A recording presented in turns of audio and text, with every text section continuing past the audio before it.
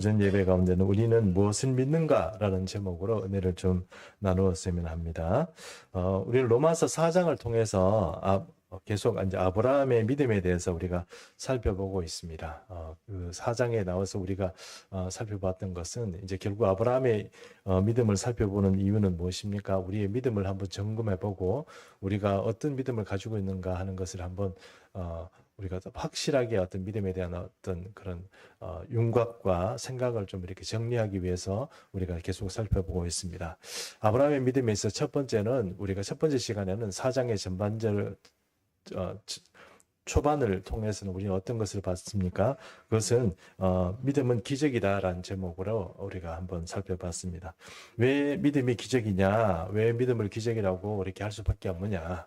근데 그것은 아브라함이 사실 자기가 구원을 얻고 어떤 하나님의 축복을 받고 이 땅의 상속자로서 그 상속자의 조상으로서 그렇게 잡기에는 자기가 아브라함이 사실 한 것이 없습니다. 그리고 뭐 자기가 하나님을 찾아온 것도 아닙니다. 어떤 공로가 없는데도 하나님께서 상급을 주시는, 자기 공로가 없는데 하나님이 상급을 주시는 그것이기 때문에 사실은 이 믿음이라는 것이 아브라함이 자기가 생산해내고 만들어낸 어떤 마음이나 육신의 깨달음의 어떤 그런 결정체가 아니고 하늘로부터 왔다는 것, 그것이 기적이다 이렇게 말할 수 있다 하는 것입니다. 또한 아브라함이 자기 죄의 삭슨 사망이라는 성경의 말씀처럼 이 모든 인류가 범죄하게 되면 반드시 사망하게 하는 것이 하나님의 공의이고 정의입니다.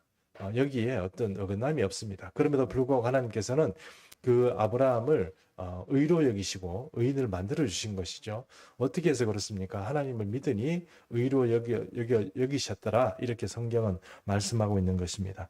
그래서 믿음은 기적이다 이렇게 말할 수 있습니다. 우리의 공로도 없고 우리가 죄 사하기 위해서 우리가 어떤 일을 한 것도 아닌데 하나님께서 일방적으로 그런 것들을 우리로 의인 만들어 주시는 것, 그것이 바로 믿음이다. 그냥 믿는다는 그것이 만들어내는 그런 기적이기 때문에 그렇다 하는 것입니다. 두 번째 시간에는 우리가 믿음은 구원의 시작이다라는 제목으로 은혜를 나누어 봤습니다. 우리는 믿음이라는 것을 가지고 구원을 얻는 그 순간부터 지금까지와는 좀 다른 세계를 보게 됩니다. 조금 다른 세계. 지금까지 우리가 살아오면서 일반적인 어떤 세계 가운데 살아가는 일반 계시의 세계가 아니고 특별 계시의 세계를 살게 됩니다. 하늘의 계시와 하나님의 가르침을 따라서 살아가게 되는 그런 은혜가 우리에게 있게 되는 것입니다. 물론 믿음을 가지고 끝까지 견고하게 나가는 사람은 구원을 얻게 되겠지만 이 믿음을 받았음에도 불구하고 중간에서 실패하는 사람도 있겠죠. 그러나 그럼에도 불구하고 우리는 이 구원의 시작이 믿음을 통해서 시작된다는 것을 알 수 있습니다.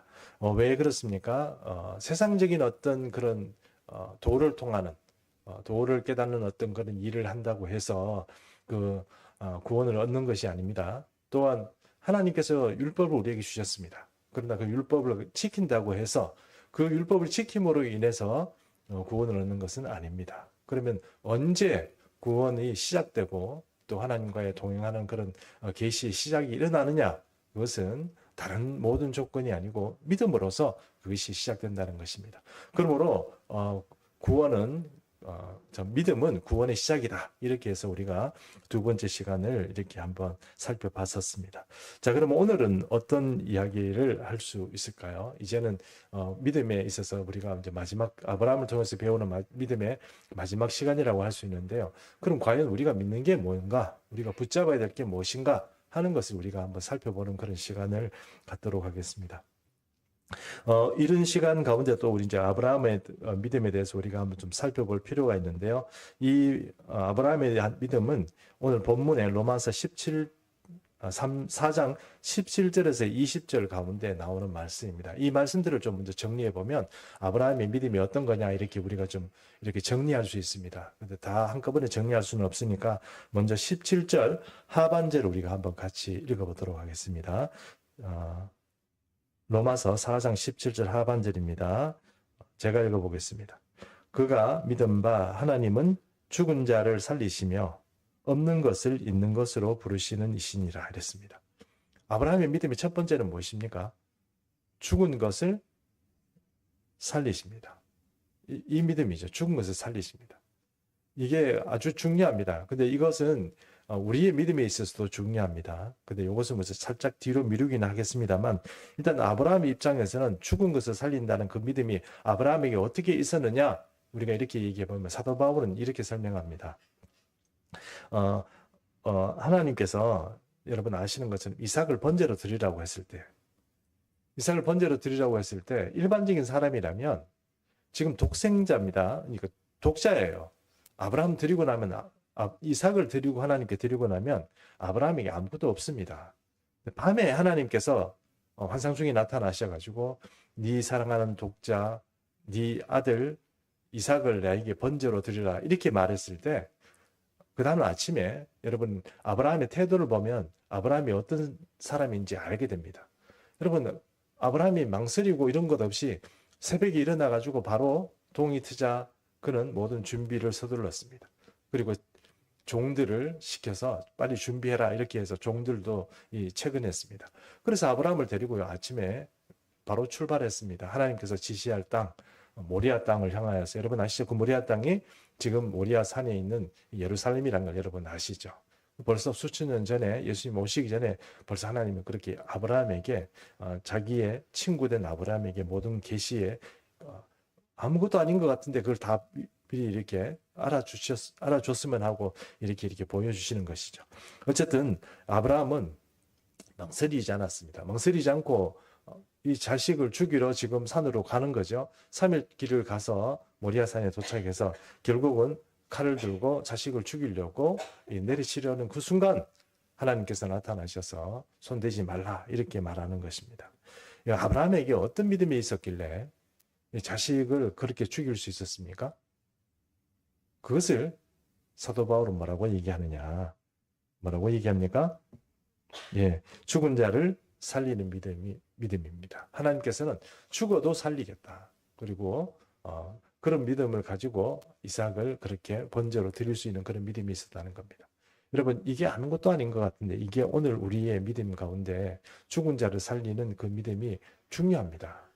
특별히 이 종말의 시대를 살아가는 우리에게는 이 죽은 자를 살리는 이 믿음을 잘 붙잡아야 됩니다. 그것은 왜 그러냐면 우리의 생명과도 굉장히 직결되어 있기 때문에 그렇다는 것입니다. 자, 두 번째는 무엇입니까? 없는 것을 있는 것으로 그렇게 믿었다고 하는 것입니다. 조금 전에 읽은 17절의 하반절의 말씀과 같이 아브라함은 없는 것을 있는 것으로 믿었습니다. 75세의 노인에게 아들이 없었습니다. 근데 하나님께서는 그 노인에게 찾아와서 아들을 주고 내게 그 사람을 통해서 그 후손에게 후손이 살아갈 수 있는 땅을 주겠다. 그렇게 하나님께서 아브라함에게 약속을 하셨습니다. 근데 여러분 75세의 노인이 그때 75세의 노인이 얼마나 건강했는지 모르지만 제 생각에는 그걸 믿고 간다는 자체가 좀 인생 헛산 것 같아요. 75세를 살았는데 그런 거짓말 같은 신화 같은 이야기를 믿는다는 것도 참 우스운 일이고 또 75세의 노인이 할 수 있는 게 뭐 얼마나 건강한 씨를 가지고 있어서 그런지 모르지만 그런 소망을 가지고 있다는 것 자체가 저는 제 생각에는 좀 아닌 것 같다는 생각이 듭니다. 믿음이라는 것이 우리가 믿어지는 것을 믿는 게 아닙니다. 있는 걸 믿는 게 아니에요. 있는 거는 그냥 하면 되는 거예요. 근데 그게 없는데 있는 것처럼 그렇게 부르는 것, 그렇게 보는 것, 이게 믿음 아니겠습니까? 아브라함은 75세의 노인인데 하나님의 그 약속을 믿고 움직였습니다. 내가 지시할 땅으로 가라 이렇게 했을 때 75세의 노인이 그것도 고대 시대에 이방의 위험, 그러니까 형제 자매들이 함께 그 영역을 이루고 이렇게 살아가는 거기에서 떠나서 움직인다는 건 굉장히 대단히 위험한 일입니다. 대단히 위험한 생각이죠. 그런데 아브라함은 하나님을 믿고 떠났던 것입니다. 그런 믿음이 바로 사도 바울이 말하는 것처럼 없는 것을 있는 것으로 보는 믿음을 아브라함은 가지고 있었다. 이렇게 얘기를 할 수 있는 것입니다. 세 번째는요. 바랄 수 없는 중에 바랐다 이랬습니다. 4장 18절 우리 한번 같이 읽을까요? 18절 같이 읽습니다. 시작.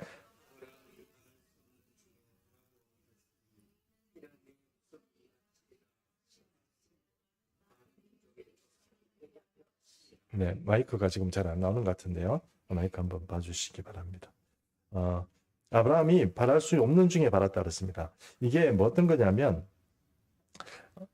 우리도 믿음에도 정도가 있습니다. 즉 말해서 어떤 거냐면, 믿음이라는 것이요, 우리가 이렇게 뭔가 믿음의 근거가 있어야 됩니다. 씨가 있어야죠. 뭐 씨가 있어야 그것을 보고 이거 하나님 이걸 키워 주십시오라든가 뭐 이렇게 요구를 할 수 있는데, 그 자체가 없을 때 그것을 바랄 수 없는 중에 바랐다, 이렇게 말할 수 있다는 것입니다. 여러분 잘 아시는 것처럼 창세기 15장에 보면 아브라함이, 하나님께서 이렇게 나타나셔서 아브라함에게 이렇게 말씀합니다. 사랑하는 종아, 나는 너의 큰 상급이다. 지극히 큰 상급이다. 이러니까 아브라함이, 여러분 아시는 것처럼 벌써 이 하나님의 말씀을 믿고 그 땅을, 고대의 자기의 친척 아비집을 떠나서 가나안 땅에 들어왔는데 아무 소식이 없습니다. 아들을 뭐 이렇게 뭐 주신다고 했는데 나이는 점점 더 늙어가고, 그리고 자기에게도 이 남자로서 가지고 있는 씨가 있잖아요. 그리고 여자는 경수가 끊겼습니다. 남자도 씨가 말랐습니다. 그런데도 하나님께서 나타나셔서 나는 너희 지극히 큰 상급이다 이러니까 대뜸 아브라함이 이렇게 얘기합니다. 하나님께서 내게 자식을 주지 않았으니까 내가 내 나름대로 생각해 보니까 저 다메섹 사람의 엘리에섹이 나의 후견인이 될 것입니다. 나의 상속자가 될 것입니다. 대번 하나님께 그렇게 말씀을 딱 하는 거예요. 아브라함은 어떤 생각이 있습니까? 하나님 말씀 믿고 여기까지 왔는데 왔더니 지금 나도 지금 모든 것이 없어져 버렸어요. 기능이 없습니다. 능력이 없어요. 그런 상황이 됐는데, 그래가 와가지고도 상급씩 큰 상급이라고 이렇게 얘기하니까 하나님, 이 사람입니다. 이 사람 대신 제가 그러면 하나님 아들 안 주셨으니까 이 사람 세울게요. 이렇게 말하는 거 아닙니까? 그런데도 하나님께서 어떻게 합니까? 그 사람이 아니다. 네 씨를 통해서 후손이 생길 거다. 이렇게 하면서 밖에 나가봐라. 나가니까 하늘에 별이 보이잖아요. 그 별을 네가 헤아릴 수 있냐? 헤아릴 수 있으면 네 후손도 헤아릴 수 있다. 그런데 내가 분명히 약속하지만 네 자녀를 통해서, 네 씨를 통해서 주겠다는 거잖아요. 내 씨라는 것은 나에게서 온 것이지 않습니까? 그 씨를 통해서 자녀를 주시겠다. 이렇게 말씀하셨다는 것입니다. 그런데요, 아브라함이요, 믿지 말아야 되잖아요. 믿지 말아야 되죠. 근거가 없잖아요. 여러분, 우리가 한 번씩 믿음이 있는 사람, 이상한 믿음을 가지고 있는 사람이 있습니다. 좀 독특한 믿음이죠. 우리가 생각하다 너무 무지막지한 믿음을 가지고 있는 사람이 있습니다. 예를 들어서 이런 사람 아닐까 싶습니다. 좀 이단에 있는 그런 사람들이 있잖아요. 자식이 지금 수술을 해야 되는데 수혈받게 하기 싫어가지고, 자기가 믿는 그 이단 교리에 따르면 수혈을 하면 안 돼. 그러니까 자식도 지금 다 죽어가는데도 수혈을 하는 것 때문에, 수술을 해야 되는데 수혈하는 것 때문에 자식을 병원에 안 넣는 사람이 있죠. 그런 사람 보면 여러분 우리가 뭐라고 얘기합니까?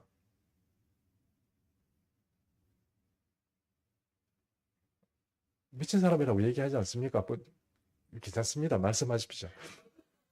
미친 사람이라고 얘기합니다. 저도 미친 믿음을 가지고 있는 사람이다. 이단적인 생각, 이상한 생각을 가지고 있는 사람이다. 이렇게 말할 거예요. 근데 여러분, 아브라함도 마찬가지 아닙니까? 따지고 보면. 자기 능력이 없습니다.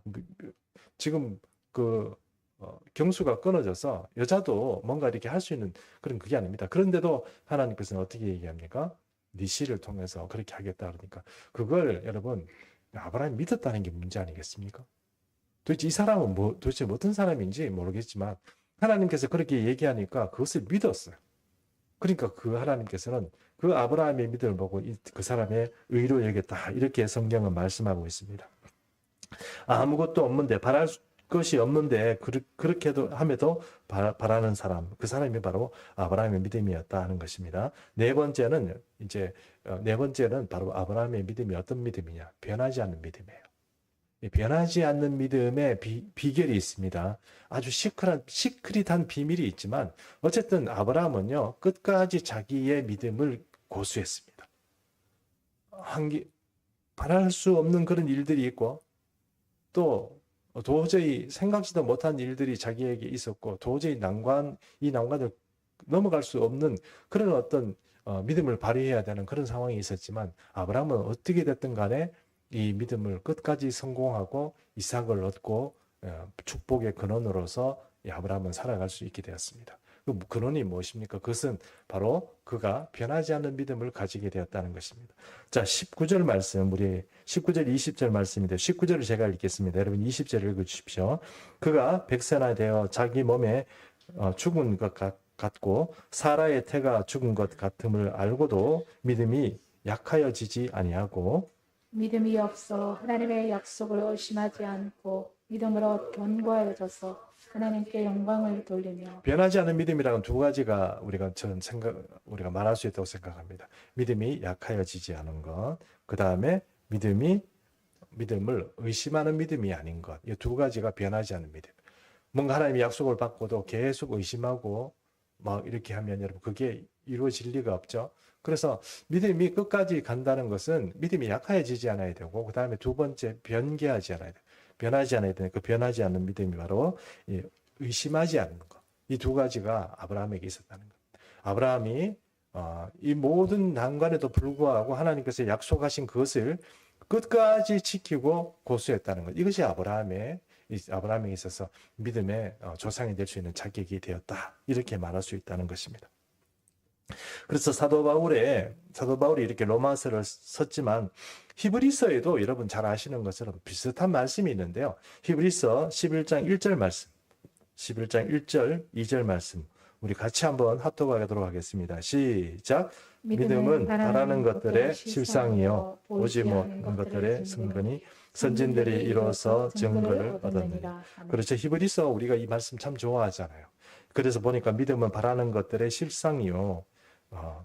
지금은 없지만 허상인 것 같고 환상인 것 같고 꿈인 것 같지만 그것을 이 땅에서 우리가 현실에서 만들어내고 구축해내고 실현해내는 것, 그게 믿음이다 하는 것을 지금 히브리서는 말씀하고 있죠. 이 말씀의 어조나 어떤 풍기는 이미지로 봐서는 사실 히브리서도 사도 바울이 썼다고 저는 개인적으로 생각하고 있습니다만, 이 히브리서에 있는 이야기, 믿음에 관한 정의가 로마서에 나오는 그 정의와 거의 대등하다 이렇게 말할 수 있다는 것입니다.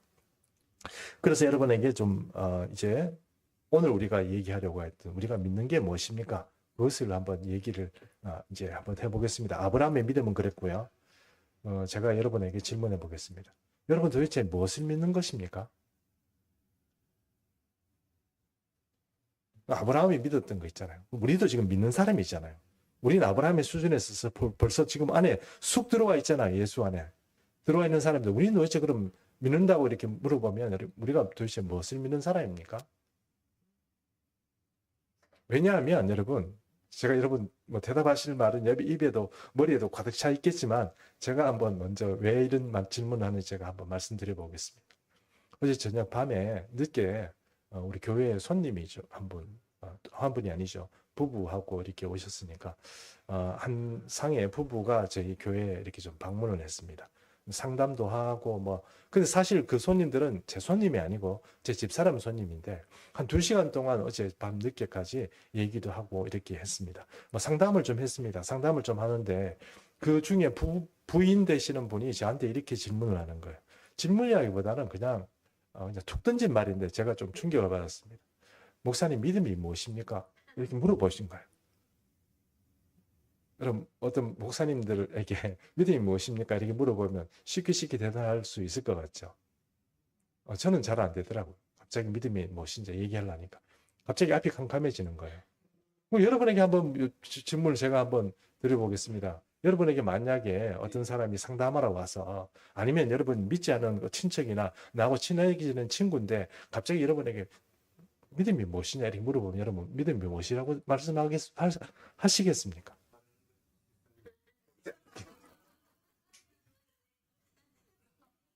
물 한 잔 마시고 얘기하겠습니다. 순간적으로 제가 당황해가지고 맞습니다. 근데 이 말을 해야 되는데 이 말이 우리가 다 빤히 아는 이야기인데 이 이야기를 우리가 좀 현실적으로 좀 해석해서 여러분의 얘기를 해줘야 되겠다 이런 생각이 좀 안 들겠습니까? 다 아는 얘기니까. 그거 가지고 믿음도 모르냐? 히브리서에 나오잖아. 이렇게 말할 수는 없는 거 아니겠습니까? 네. 그래서 제가 조금 이렇게 생각을 해보니까 이렇게 좀 결론을 내렸습니다. 보이지 않는 세계를 보아야 믿음의 눈이 열립니다. 이렇게 말했습니다. 보이지 않는 세계를 보는 눈이 열려야 믿음이 열립니다. 믿음의 문이 열립니다. 세상의 것을 보면서 세상의 것을 보면서 믿음이 흔들리는 것은 올바른 믿음이라고 할 수 없습니다. 저 세상의 눈으로 이 세상을 보는 것, 그리고 하나님의 눈으로 인간을 보는 것이 바로 믿음입니다. 뭐 이런 식으로 얘기를 했습니다. 그러니까 사도 바울의 얘기나 아니면 히브리서가 말하는 이야기나 거의 비슷한 이야기인데, 우리가 지금 내가 가지고 있는 것, 아는 것, 내가 경험한 것, 내가 체험한 것, 그리고 일반적으로 계속 그냥 말하는 것, 이것을 가지고 근거로 가지고 말하는 것은 믿음이 아닙니다. 정말 성경이 말하고 있는 저 이면의 세계, 영적인 세계, 하늘로부터 약속하고 있는 그것을 바라보고 믿는 것, 이게 진짜 믿음이에요. 아브라함은 사실 우리가 잘 알고 있지만 그 위의 것을 믿은 거고요. 사도 바울도 오늘 믿음이 뭐냐 이렇게 얘기하면, 아브라함에서 그런 믿음을 가지고 있었다면 구원도 마찬가지고, 오늘 우리가 살아가는 이 모든 삶에 있어서 믿음으로 승부를 내야 되는 모든 이 문제에 있어서 그 근거는 내가 경험하고 체험하고 학습하고 배운 것이 아니고 하늘의 것, 오늘 우리로 말하면 성경의 말씀들이나 아니면은 성령의 능력이나 이런 것들을 통해서 문제가 해결되는 것이고, 그것이 진정한 믿음이라는. 믿음을 여러분 우리가 만들어낼 수가 없어요. 우리가 애쓸 수는 있습니다. 믿음을 지키고 어떤 집중해서 뭔가를 하기 위해서 애쓸 수는 있지만 믿음을 만들어낼 수는 없습니다. 그렇게 애쓰고 힘쓸 때 하늘로부터 공급이 돼야 되는 거지, 나 혼자 애쓰고 나 혼자 수고하고 이렇게 믿음을 지킨다고 해서 믿음이 지켜지느냐? 그렇지 않다는 거예요. 믿음은 우리가 처음 예수를 믿을 때 그 구원의 처음 순간에도 마찬가지고, 바로 지금도 이 믿음을 고수하고 지키고 나가야 되는, 그 믿음을 끝까지 변개치 않고 나가야 하는 이 순간도 이 믿음은 계속 하늘로부터 공급되어야 된다는 것, 이것이 바로 어제 우리 그 두 부부와 나눈 이야기였습니다. 그래서 그것이 믿음이다, 이렇게 말씀드렸다는 것입니다. 그러므로 저는 오늘 어제 설교를 조금 정리하면서 여러분에게 이런 좀 반어적인 요법인데요, 여러분에게 이런 믿음이 아닌 것을 조금 이렇게 정리해 봤습니다. 죽음을 두려워하는 것 믿음이 아닙니다. 죽음을 두려워하는 것.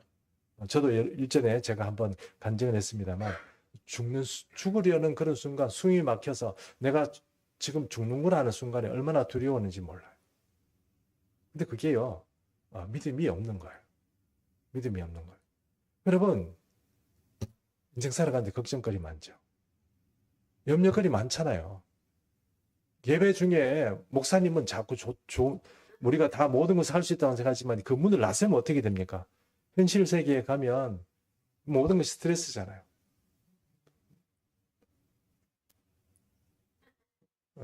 여러분 안 그러신지 모르겠습니다. 저는 그런 직장 생활도 하고 그렇게 하다 보니까 나가다 보면 스트레스 받고, 사람 인간관계에 스트레스 받고, 또 내가 이것 때문에 이거 먹고 살아야 되는 것 때문에 내가 이렇게 수고하고 이런 것들 때문에 피곤하고 이러면도 견뎌내가는 이런 모든 삶의 어떤 과정에서 좀 피곤합니다. 그래서 염려, 걱정, 그리고 불안한 장래, 이런 것에 대한 두려움과 이런 것들이 늘 우리를 괴롭힙니다. 그런데 여러분, 믿음이 있는 사람은 그런 것 때문에 걱정하지 말아야 됩니다. 그런 거를 주님께서는 내일 일은 내일이 염려하고 오늘 일은 오늘이 족하다, 이렇게 말씀하신 것처럼 우리가 요 안에서 지금 하나님의 평강 가운데 느끼는 이것들이 계속 유지돼야 됩니다. 이것이 돼야 되고, 평강이 깨지는 것, 이것은 믿음이 아니다, 이렇게 말할 수 있습니다. 그 다음에 있는 것만 믿는 것, 이것은 뭐예요? 믿음이 아닙니다. 그렇죠? 있는 것만 믿는 것은 세상 사람도 다 합니다. 내가 성공할 수 있고 내가 뭔가 이렇게 할 수 있는 그런 근거가 있는데, 그것을 믿고 하는 것은 세상 사람들도 다 하는 겁니다. 그렇게 있어야 되고 가능성이 있어야 되고 뭔가 퍼센트가 높아야 뭔가 믿을 만하고 이렇게 생각하는 것 자체가 여러분 우리 기독교인하고 안 맞습니다. 우리는 없는 데서 부르는 것, 없는 데서 찾는 것, 없는 것을 이곳에서 구축해내는 것. 이 하나님 닮아서 우리가 그러는 거예요. 그래서 그런 것이 믿음이라는 것입니다. 그 다음에 세 번째는 가능성이 있는 것만 바라는 것, 그것도 믿음이 아닌 겁니다. 네 번째, 수시로 마음이 변하는 것. 이것도 믿음이 아니다 이렇게 말할 수 있습니다. 마음이 변할 때는 사실 끝까지 가도록 이 믿음을 지킬 수 있어야 되는 것. 그러니까 믿음을 고수하고 지킬 수 있는 것. 이것도 믿음입니다. 아, 해보니 안 되네. 기도하다 우리 그런 경우 많잖아요. 기도 몇 번 해봤어요. 응답이 없어요. 오늘 우리 앞에 나와서 샬롬 찬양 내가 찬양할 때도 그런 가사가 있던데 내 기도는 왜 응답이 자주 안 되죠? 내 기도는 응답이 안 돼요. 내 기도에 능력이 없나 봐요. 하나님은 나를 보시지 않는가 봐요. 나의 처지나 나의 원통함을 하나님께서 보시지 않고 들어주지 않는다고 이사야에서 그렇게 유대 백성들이 말하는 그런 말들을 적어 놓으셨어요. 왜 나의 괴로움은 늘 주님의 앞을 피해가냐 뭐 이런 어떤 그런 말씀들 자조 섞인 말들을 하잖아요. 그래서 수시로 변하고 우리는 마음이 흔들립니다. 그것도 믿음이 아닙니다. 아브라함이 끝까지 믿음을 지켰다는 것을 여러분 기억하십시오. 안 믿어지고 지키기 힘들어지는데도 끝까지 가는 거 그게 진짜 믿음입니다. 그것을 아브라함에게 통해서 우리가 믿을 수 있다는 것입니다. 자, 이렇게 아브라함의 믿음을 한번 봤습니다. 이제 우리가 그러면 목사님 우리는 도대체 뭘 믿어야 됩니까? 이렇게 얘기하면 짠 사도신경 한번 보겠습니다. 네, 사도신경 이거 우리가 다 읽을 수는 없으니까 우리 낭낭한 목소리로 우리 권사님 한번 여러분 외우실 때처럼 생각하지 마시고 이제 자세히 보십시오. 사도신경에 어떤 내용들이 들어가 있는지 권사님 네, 혼자 읽어주세요. 나는 전능하신 아버지 하나님 천지의 창조주를 믿습니다. 나는 그의 유일하신 아들 우리 주 예수 그리스도를 믿습니다. 그는 성령으로 잉태되어 동정녀 마리아에게서 나시고 본디오 빌라도에게 고난을 받아 십자가에 못 박혀 죽으시고 장사된 지 사흘 만에 죽은 자 가운데서 다시 살아나셨으며 하늘에 오르시어 전능하신 아버지 하나님 우편에 앉아 계시다가 거기로부터 살아있는 자와 죽은 자를 심판하러 오십니다. 나는 성령을 믿으며 거룩한 공교회와 성도의 교제와 죄를 용서받는 것과 몸의 부활과 영생을 믿습니다. 아멘. 사도신경에 보니까 여러분 뭐가 있습니까? 세 가지가 얘기하고 있죠. 내가 믿어야 될 게 뭐가 있죠? 아버지, 아들, 성령. 그렇죠? 이 세 가지가 있습니다. 그러니까 사도신경은 사실 우리가 뭘 믿어야 되는지에 대한 답을 주는 이 말이에요. 우리가 막 했잖아요. 사실 그런데 막 했다는 말은 좀 용서해 주십시오. 우리가 우리는 그냥 막 외우는 대로 그냥 예배 순서가 있으니까 아무 생각 없이 했지만 사실 사도신경을 우리가 곱씹어가면서 고백해야 될 이유가 뭐냐면 거기에 내 신앙 고백이 있는 거예요. 내가 뭘 믿는지 그 내용들이 들어가 있는 겁니다. 그렇죠? 예. 그리고 여러분, 우리가 여기에 사도신경에 나와 있는 건 아버지도 마찬가지고 또 성령도 마찬가지지만 예수님의 일생을 우리가 믿어야 됩니다. 그래서 제일 중요한 것이 우리가 구원 얻는 믿음이 사실 예수님의 일생에 있습니다. 그가 태어난 것, 그가 사역한 것, 살아간 것, 죽으신 것, 그리고 다시 부활하신 것, 그리고 다시 오시는 것. 이런 것들이 전체적으로 다 믿어야지. 그 중에 하나도 빠지면 못 믿는 겁니다. 그렇죠? 예, 그 중에 하나도 빠지면 못 믿는 겁니다. 자, 사도신경이 사실 우리 이렇게 우리가 신앙 고백으로서 우리가 믿는 어떤 내용이다 이렇게 말할 수 있습니다. 그래서 만약에 여러분이 누가 당신이 뭘 믿냐 이렇게 얘기하면 나는 사도신경을 믿는다 이렇게 얘기하는 것보다는 어때요? 사도신경의 내용들을 잘 기억해 두셨다가 그런 내용들을 조금씩 이렇게 설명해 주는 것이 지혜다. 그리고 나 자신도 이런 문제에 있어서 깊이 생각해 보고 거기에 내 마음을 이렇게 새겨 놓는 것 이것도 참 중요하다 이렇게 말할 수 있다는 것입니다. 근데 사도신경이요 사실 우리나라에 교회에서 쓰이게 된 게 1960년대랍니다. 그러면 1950년대, 40년대 초대 우리 교회 선교사들이 와서 이렇게 막 할 때 그때는 그럼 사도신경이 어떻게 됐을까요? 교회에서 사용하지 않았다고 합니다. 그러니까 우리는 그때는 사실 아브라함 같은 믿음을 가지고 그냥 영적으로 그렇게 막 했었죠. 그리고 이제 좀 교리적으로는 1960년대부터 교회에서 이제 사용함으로 인해 가지고 우리가 어떤 믿음을 가지고 있는지 이렇게 좀 정리를 해보고 이렇게 우리가 살펴볼 수 있게 되었다는 것입니다. 저는 사도신경을 여러분 혹시 혼자 기도하실 때나 가정에서 예배 드릴 때 혼자서 예배 드리거나 가정 예배를 드릴 때 사도신경 꼭 하라고 그렇게 말씀드리고 싶습니다. 왜냐하면 거기에 바로 우리의 믿음이 들어가 있기 때문에 그렇습니다. 자,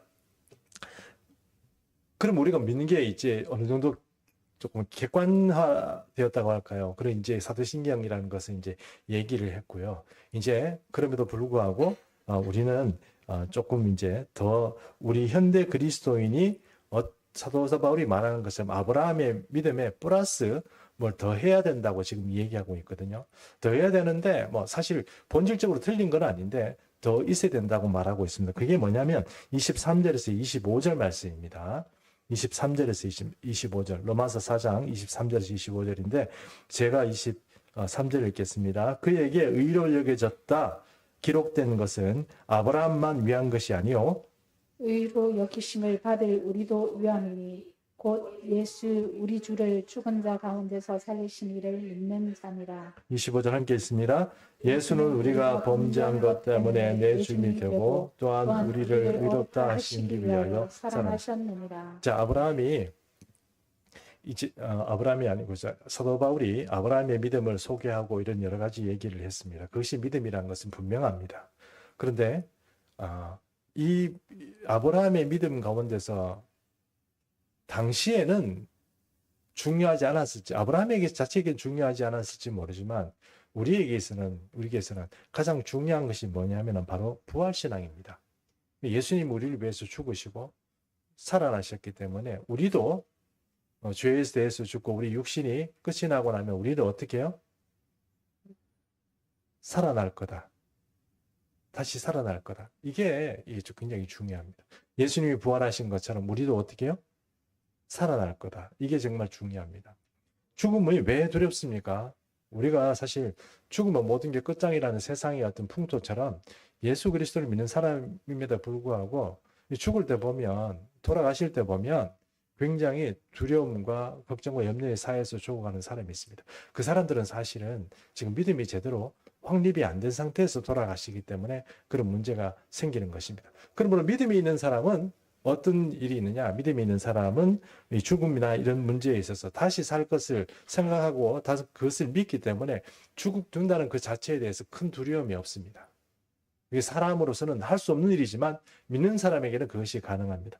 그러므로 사도 바울이 왜 그렇게 자기가 헌신적인 인생을 살아갈 수 있었습니까? 나의 죽음도 유익하다 이렇게 말할 수 있는, 죽음 자체도 사실 별거 아니라는 식으로 그런 믿음을 가지고 살아갈 수 있었습니다. 그런데 오늘 현대 그리스도인들은 사실은 지금 먹는 거, 뭐 입는 거, 사는 거, 혹시 내 미래가 잘못될까 봐, 내 미래에 내 노후가 걱정이 되고, 그러다 보니까 계속 뭔가 벌벌 떨고 걱정하고 두려워하는 그런 사람이 많다는 거예요.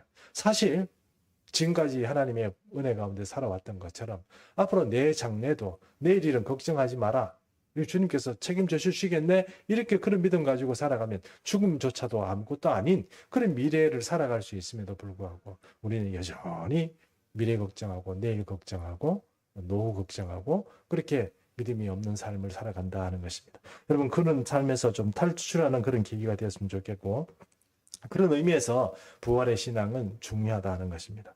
부활의 신앙은 부활절에도 얘기했기 때문에 더 얘기는 말씀드리지 않겠습니다. 그런데 여러분, 자 이제 마지막 오늘 말씀을 이제 정리하려고 하는 입장에서 저는 아브라함의 믿음이 끝까지 가는 믿음이라고 그랬잖아요. 그렇지 않습니까? 그런데 여러분 잘 생각해 보십시오. 창세기를 읽다 보면 아브라함이 진짜 끝까지 가는 믿음을 가지고 있었습니까? 그가 변하지 않는 믿음을 가지고 있었습니까? 아니면 그의 믿음도 올라갔다 내려갔다 업다운이 계속되는 뭐 이런 어떤 믿음을 가지고 있었습니까? 제가 보기에는 아브라함의 믿음이 어떤 믿음이었습니까? 견고하게 끝까지 쭉 올라가는 그런 믿음이 아니고 중간에 변동이 많은 믿음이었습니다. 근데 어떻게 하나님 아브라함이 그 믿음을 고수하고 끝까지 승리할 수 있었습니까? 그 비결이 무엇입니까? 믿음이 흔들릴 때 그는 어떻게 실패하지 않고 끝까지 갈 수 있었습니까? 그게요. 성경을 잘 읽어보시면 아브라함의 믿음이 흔들리고 이거 안 되겠다. 이거 안 되는구나 하고 생각할 때 그때 하나님이 나타났어요. 잘 보십시오. 믿음이 흔들리고 도저히 이거 내가 잘못 판단하고 이거 이제 안 되겠다 이렇게 생각하는 그 시점에 여러분 아브라함에게 하나님께서 나타나십니다. 저는 왜 여러분 이것을 좀 궁금하게 생각했냐면 하나님은 왜 자기가 몇 번 얘기하는 그 뻔한 이야기를 또 아브라함에게 하고 그 후에 얼마 있다가 또 아브라함이 똑같은 얘기 또 하고 또 얼마 있다가 아브라함이 나타나셔서 아브라함에게 예전에 했던 그 얘기 또 하고 또 나중에 보면 그 얘기 또 하고 도대체 한번 약속하면 하나님 말씀 약속하면 그게 끝까지 가는 거지 왜 이렇게 아브라함에게 찾아오셔가지고 한 얘기 또 하고 한 얘기 또 하고 한 얘기 또 하고 또 하냐는 거예요. 여러분 그게 바로 하나님 아브라함이 믿음을 끝까지 고수하고 승리한 비결입니다. 하나님이 찾아오신 것, 하나님이 다시 한번 확신시켜 주신 것, 믿음을 붙들어 주신 것, 이것이 바로 아브라함의 믿음의 비결입니다. 오늘 성경이 말하고 있지는 않습니다만 여러분 성경을 가만히 보시면 아브라함의 믿음이 그렇게 끝까지 갔던 것은 사실 하나님께서 나타나셔서 그때마다 그의 믿음을 붙잡아 줬기 때문에 아브라함이 그렇게 믿음을 끝까지 승리할 수 있는 것입니다. 오늘 여러분의 근거가 믿음이 우리가 사도신경을 가지고 믿습니다 하지만 우리 진짜 믿음의 근거는 어디입니까? 하늘로부터 옵니다. 우리 진짜 믿음의 근거는 우리 주님이 우리에게 주시는 겁니다. 주님이 우리에게 주셔야 믿어지는 거예요. 나는 애쓰고 힘들지만 주님 나의 힘이 되신 여호와여 나를 좀 도와주세요. 이렇게 많이 애쓰지만 하나님께서 응답지 않으시면 나 혼자 애쓰다가 끝나는 겁니다. 그런데 주의 이름을 부르고 주님을 향하여서 그렇게 애쓰고 짓는 자에게 주님은 찾아오셔서 믿음을 주시는 겁니다. 그래서 우리가 지금도 여기 앉아 있는 겁니다. 저는 오늘 예배뿐만 아니고 많은 예배 가운데 솔직히 말씀드리면 예배에 설교하러 나오는 게 너무 힘들고 어려워. 너무 피곤해요. 뭔가 눌리는 것 같고 너무 어려워. 두렵기도 하고 이 나가서 사람들한테 설교를 서서 제대로 할 수 있을까 그런 어떤 걱정 가운데서 의자에 앉아 있다가 나옵니다. 그런데 그때마다 하나님께서 예배 바로 전에 힘을 주세요. 그래서 나오는 거예요. 그래서 여러분 정말 짓눌려가지고 이게 도저히 내가 이거 못할 것 같은데 벌벌 떨다가도 그 힘을 주시면 나와서 이렇게 웃음 제가 얼굴이 좀 더 웃어야 되는데 죄송합니다. 믿음을 반영하지 못한 얼굴을 가지고 있어서 그 믿음을 가지고 나와서 하는 거예요. 여러분 할 수 없을 것 같고 안 될 것 같고 실패할 것 같고 두렵고 그런 있을 때라도 하나님께 의지하고 주님 제게 믿음을 주십시오. 힘을 주십시오. 이러면 오늘도 공급하는 겁니다. 하나님께서. 여러분 그걸 할 수 있는 게 진짜 믿음이에요. 그러므로 믿음이라는 것이 내가 붙잡고 내가 만들어낼 생각을 하지 마시고 겸손히 주님 앞에 도와달라고 요청하는 것. 그게 아브라함의 성공의 비결이고 오늘 우리의 성공의 비결이에요. 예배 오기 싫고 하기 싫고 교회를 위해서 헌신하기도 싫고 주를 위해서 시간을 드리는 것도 아깝죠. 그러나 그때라도 여러분 내 자신의 의지하면 내가 어떻게 해보려고 하지 말고 주님께 겸손히 내어드리고 주님 이런 마음인데 저를 좀 도와주세요. 이렇게 하면서 하나씩 둘씩 승리해 나가면 여러분 아브라함처럼 우리도 믿음의 승리자가 되게 하실 줄 믿습니다. 이런 축복이 우리 예수비전 충성의 모든 성도님의 삶 가운데 함께 하시기를 축원합니다. 이제 다 일어나셔서 우리 한번 찬양 한번 하겠습니다.